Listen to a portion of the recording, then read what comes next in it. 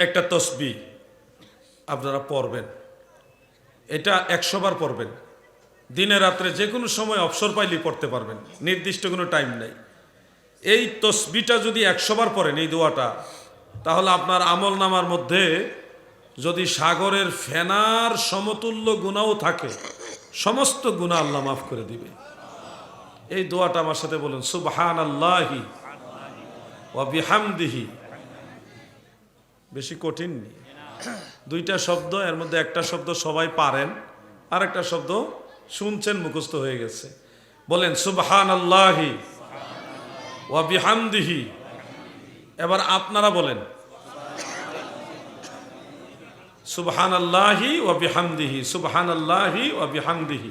তাড়াহুড়া না করে ধীরে সুস্থে 100 বার পড়বেন। আল্লাহ তাআলা আপনাদের আমল নামার গুনাহ খাতা মাফ করবে, পরের হক মাফ করবে না, কিন্তু এটা মনে রাখেন। এইটা আপনারা নিজেরা মাফ করাই তুইব। আল্লাহ তাআলা আমাদের সবাইকে আমলি জিন্দেগিতে আসার তৌফিক দেন।